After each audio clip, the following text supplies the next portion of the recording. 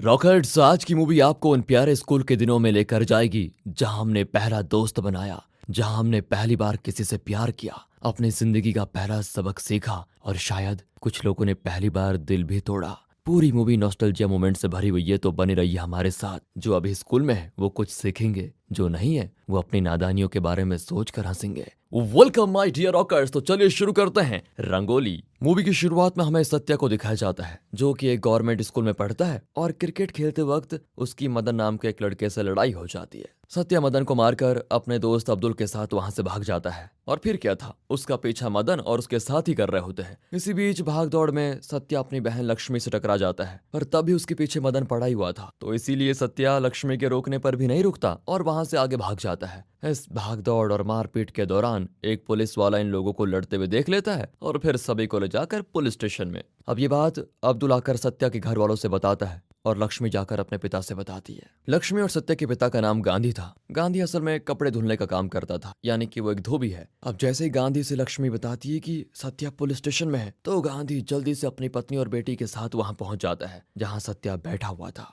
Police वालों को गांधी किसी तरह मनाता है, तब जाकर वो सत्या को छोड़ देते हैं। अब रास्ते में जाते वक्त सत्या की माँ उससे कहती है कि बेटा घर चल, आज तेरी ऐसी पूजा करूंगी ना, हमेशा याद रखेगा। तूने आज बहुत बड़ा काम किया है ना। अब माँ की मार से कौन नहीं डरता, उसी तरह सत्या भी डर गया था। वो अपने पिता से वादा करता है कि पापा आगे से कुछ ऐसा नहीं करूंगा, मैं आपकी सारी बात मानूंगा, बस इस बार मुझे माँ से बचा लो। गांधी ज्यादा गुस्सा नहीं था, वो कहता है कि चलो घर पर चलकर देखते हैं क्या होता है। फिलहाल तो सत्या की माँ घर पहुंचते ही चिल्लाने लगती है। वो कहती है कि मैंने कहा था ना, थोड़ा तकलीफ उठाकर इसे अच्छे स्कूल में डाल देते हैं, गवर्नमेंट स्कूल में बिगड़ जाएगा। लेकिन उस वक्त मेरी बात किसी ने नहीं मानी। इस पर सत्या चिल्लाकर कहता है कि मेरा यह स्कूल बहुत अच्छा है। और ये सुनते ही सत्या की माँ चिमटा गरम करके उसको मारने के लिए आती है। तभी सत्या को बचाने के लिए लक्ष्मी और फिर गांधी भी आ जाता है, जिस कारण चिमटा गांधी को छू जाता है और वही जल जाता है। ये देखकर सत्या की माँ रोने भी लगती है। वो गांधी को दवा लगाते हुए कहती है कि इसकी संगत बदल गई है और वैसे भी इसे अच्छे स्कूल में पढ़ाना चाहिए ताकि आगे चलकर कुछ बन पाए। मैं घर घर जाकर काम करूंगी, फी वगैरह सब कुछ अरेंज कर लूंगी। माना कि महंगा पड़ेगा, पर इससे सत्या की जिंदगी तो बन जाएगी। इस पर गांधी कहता है कि देखो, मेरे रहते तुम काम करोगी क्या है, मैं सब कुछ संभाल लूंगा। इसके बाद गांधी सत्या से बात करने जाता है, जो नए स्कूल के बारे में सुनकर कहता है कि नहीं, मेरे यहाँ पर काफी दोस्त हैं, मैं स्कूल बिल्कुल भी नहीं बदलूंगा। गांधी कहता है कि ठीक है, एक साल के लिए तुम नए स्कूल में पढ़ाई करो, अगर मन नहीं लगा तो वापस तुम्हें इसी पुराने स्कूल में डाल देंगे। और फिर इस पर सत्या स्कूल बदलने की बात को मान जाता है। अब स्कूल की फी तो ज्यादा थी, तो उसके लिए गांधी अपने दोस्त स्वामी के पास कुछ पैसे उधार लेने के लिए जाता है। स्वामी का असल में यही काम होता है कि वो ब्याज पर लोगों को पैसे देता था। अब गांधी ने अपना पुराना उधार भी स्वामी को नहीं चुकाया होता है, फिर भी सत्या की पढ़ाई के नाम पर वो गांधी को पैसे दे ही देता है। अब जब सत्या के स्कूल छोड़ने के बाद उसके दोस्त अब्दुल और दोस्तों को पता चलती है, तो वो उसके जाते काफी दुखी हो जाते हैं। फिर सत्या अपने पिता के साथ नए स्कूल में पहुंचता है, जहाँ की प्रिंसिपल थोड़ा आनाकानी करती है। वो सत्या को इतनी जल्दी एडमिशन नहीं देती, मगर 2 लाख शायद काफी नहीं थे। वो इस बारे में सत्या के पिता से अकेले में बात करने के लिए सत्या को बाहर भेज देती है और इंतजार करने के लिए कहती है। तभी कुछ लड़के दौड़ते हुए आते हैं और सत्या से टकरा जाते हैं। सत्या तो भड़क जाता है, क्योंकि इन लड़कों में से जो मेन था उसका नाम था गौतम। तो देखते देखते सत्या और उन लड़कों के बीच लड़ाई होना शुरू हो जाती है। ये देखकर एक टीचर आकर उन्हें डांटती है और गौतम अपने दोस्तों के साथ चला जाता है। तभी गांधी खुशी खुशी निकलकर सत्या से बताता है कि तुम्हारा एडमिशन हो गया है बेटा, पर शायद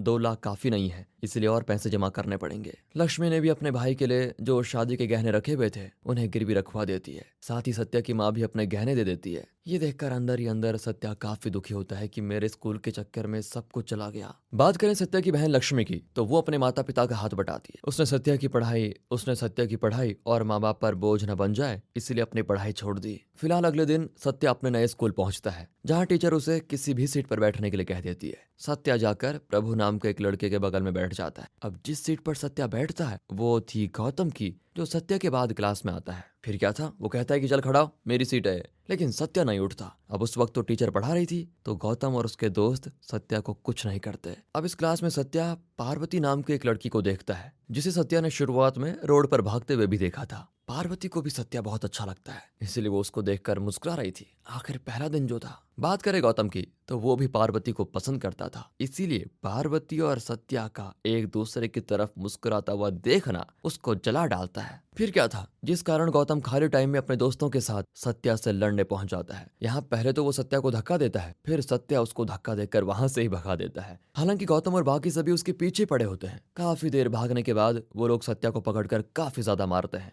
ये बात पार्वती की दोस्त पूजा उसे बताती है कि तुम्हारी वजह से गौतम ने सत्या को कोर्ट डाला। पार्वती इस पर ज्यादा रिएक्ट नहीं करती, वो ऐसा दिखाती है जैसे उसे कोई फर्क पड़ा ही नहीं। अब गौतम और बाकी के टीचर्स सत्या को उसके बैकग्राउंड की वजह से हमेशा जज करते हैं। यहाँ तक कि सत्या को जब इन लोगों ने मारा था उसकी कंप्लेंट उल्टा गौतम ने की थी कि सत्या ने हमें मारा, और यहाँ भी सत्या को टीचर से सुननी पड़ती है। वहीं घर पर दिखाते हैं तो गांधी और ज्यादा कमाने के लिए किसी बड़े होटल की लॉन्ड्री का कॉन्ट्रैक्ट लेने की सोचता है, लेकिन इस कॉन्ट्रैक्ट को लेने के लिए गांधी को कमीशन के रूप में 1.5 लाख रुपए देने होंगे, तभी उसे एक कॉन्ट्रैक्ट मिलेगा। इसके लिए वो एक बार फिर स्वामी से उधार मांगने जाता है, जो देने से पहले स्वामी उसे समझाता है कि अब कहाँ कौन सी मुसीबत में आ गए हो तुम, पर उसे गांधी पर विश्वास था, इसीलिए वो उसे फिर पैसे दे देता है। फिर उन पैसों से गांधी को लॉन्ड्री का कॉन्ट्रैक्ट मिल जाता है। दूसरी ओर सत्या की बात करें तो तमिल लैंग्वेज के सब्जेक्ट को छोड़कर उसके सभी में कुछ खास नंबर नहीं आ रहे थे, क्योंकि अब तक चाहे मैथ्स हो या साइंस, हर सब्जेक्ट में सत्या ने तमिल में ही पढ़ा था, मगर यहाँ तो इंग्लिश में पढ़ाया जाता है, इसलिए उसे समझने में दिक्कत हो रही थी। हालांकि जो तमिल टीचर थे उन्हें सत्या पर काफी विश्वास था। घर में जब गांधी की पत्नी को पता चला कि उसने और पैसे उधार लिए हैं तो वो उसे ये करने के लिए काफी कुछ सुनाती भी है। जिसके बाद जब गांधी पहले दिन कपड़े देने के लिए उस होटल में पहुंचता है तो उसे पता चलता है कि इस होटल में तो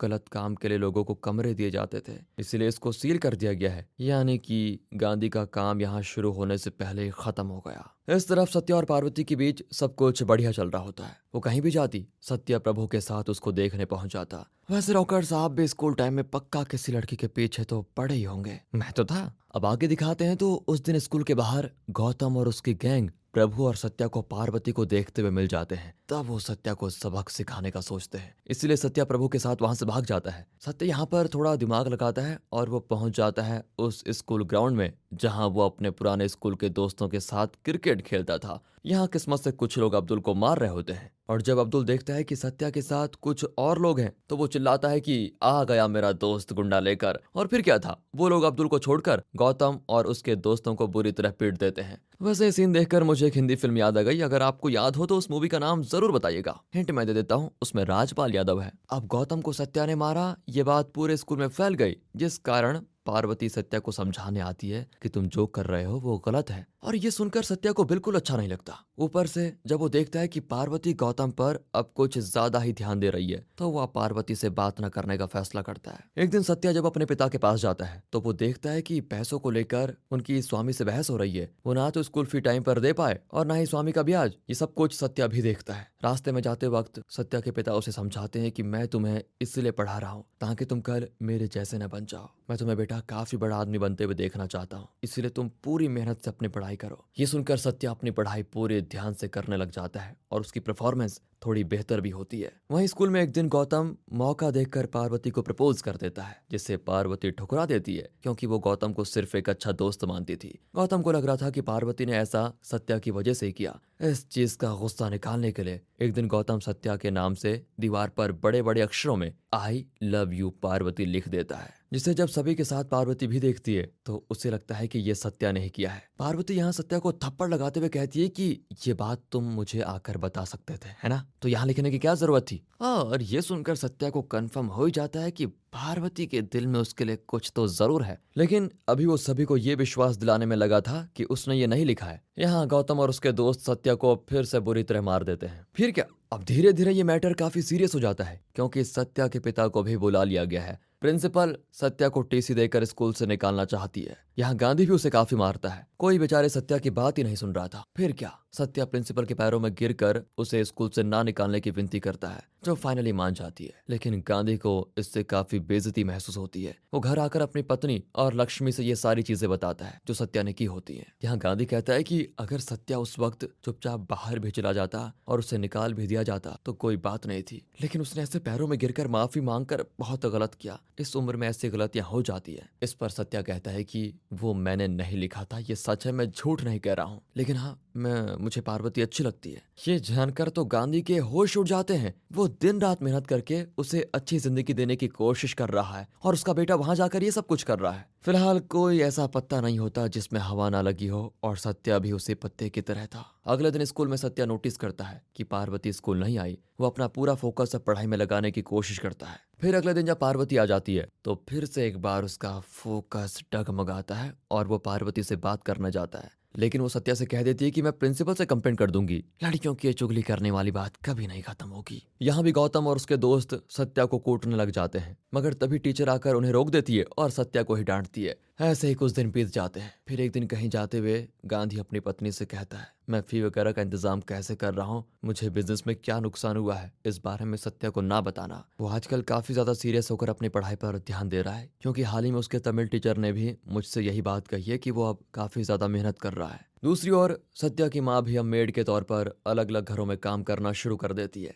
उधर गौतम अपनी बर्थडे पार्टी पर पार्वती और अपने बाकी दोस्तों को बुलाता है, जहां पार्वती उससे काफी अच्छी तरह बात करती है। तो गौतम फिर उसे प्रपोज करने की कोशिश करता है, लेकिन इस बार भी कोई फायदा नहीं। पार्वती रोते हुए चली जाती है। अगले दिन स्कूल में गौतम पार्वती से बात करने की कोशिश करता है, वो उसे फिर अवॉइड करके चली जाती है। अब ये देखकर गौतम का एक दोस्त उससे कहता है कि यार आखिर तुम उसके पीछे क्यों पड़े हुए हो, स्कूल में लड़कियों की कमी है क्या? हैं? तुम किसी और से बात कर लो, उसे मैं ट्राई करता हूँ। अब ये सुनकर गौतम उसे मारने लगता है। फिर क्या था, वो दोस्त भड़क जाता है और वो सबके सामने बता देता है कि गौतम ने ही सत्या को मारा था। एक बार फिर से गौतम और सत्या के बीच लड़ाई हो जाती है और इस बार तमिल टीचर छुड़वाने की कोशिश करता है। ये गौतम ने सिर्फ इसीलिए किया था क्योंकि सत्या का बैकग्राउंड उसके बराबर का नहीं है। सत्या को सभी यहाँ पर एक तरफ से नीच कहकर ही बुलाते हैं, क्योंकि वो उतना अमीर भी नहीं है। यहाँ तमिल टीचर सत्या को गले से लगाकर उसे शांत करते हैं कि बेटा सब सही हो जाएगा। यहाँ दिखाते हैं तो स्वामी गांधी को एक होटल की लॉन्ड्री का कॉन्ट्रैक्ट दिलवा देता है, वो भी फ्री में, जिससे गांधी काफी खुश होता है। इसी बीच गांधी अपनी पत्नी का पैर दबाता है, क्योंकि वो काम करके थक जाती थी।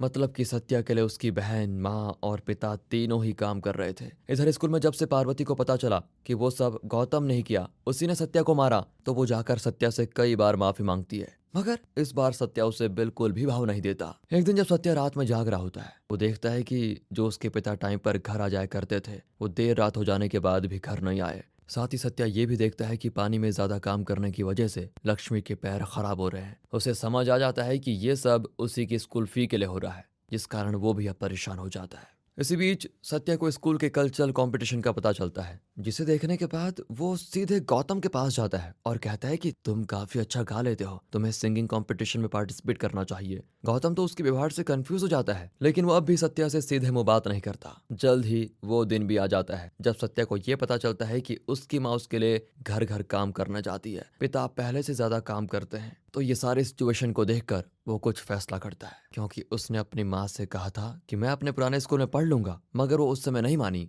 अब इस स्कूल में वैसे भी उसे अच्छा नहीं लग रहा था। तो जब गौतम सिंगिंग कंपटीशन जीतने के बाद सत्या को थैंक यू बोलने आता है, तो सत्या उससे लड़ाई कर देता है। यहाँ तक कि जब तमिल टीचर उन्हें अलग करने की कोशिश करते हैं तो वो भी गिर पड़ते हैं। ये सब कुछ प्रिंसिपल के सामने ही हुआ होता है। इसके बाद सत्या क्लास में चला जाता है, जहाँ उसके पीछे पार्वती और प्रभु भी आते हैं। पार्वती उससे बात करने की कोशिश करती है, लेकिन सत्या उससे काफी बदतमीजी से पेश आता है। इस पर तो प्रभु भी सत्या से लड़ पड़ता है, क्योंकि अब बहुत ज्यादा हो गया था। पहले सत्या ने गौतम को सिंगिंग कंपटीशन में पार्टिसिपेट करने के लिए कहा, और जब वो पार्टिसिपेट करके जीत कर सत्या को थैंक यू बोलकर उससे दोस्ती करना चाहा, तो सत्या ने फिर उसके साथ लड़ाई कर ली। ऊपर से पार्वती ने करीब 100 बार सत्या को सॉरी बोला होगा, लेकिन फिर भी सत्या ने उससे अच्छी तरीके से बात नहीं की। यहाँ पार्वती रो देती है और जाते हुए कहती है कि मैं भी तुम्हें पसंद करने लगी थी। सीन होता है कट सीधे प्रिंसिपल के रूम की तरफ, जहाँ जैसे प्रिंसिपल सत्या की कमियां गिनाने लगते हैं, वैसे ही गांधी बोल देता है कि मैम आप टीसी दे दीजिए। ये देखकर सत्या भी हैरान होता है। गांधी सत्या को खुशी खुशी यहाँ से लेकर जा रहा होता है, जिसे गौतम और प्रभु रोकने की कोशिश करते हैं, पर वो नहीं रुकता।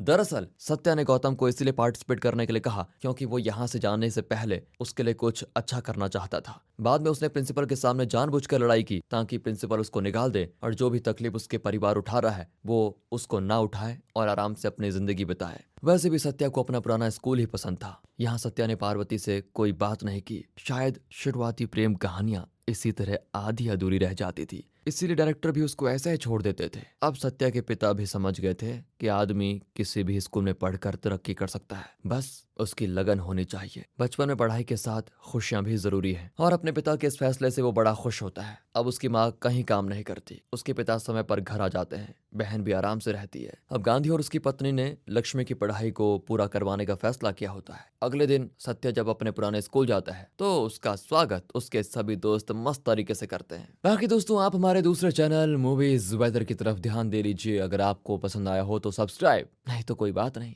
मिलते हैं अगली वीडियो में, तब तक के लिए गुड बाय, ख्याल रखिए अपना, and finally thanks for watching.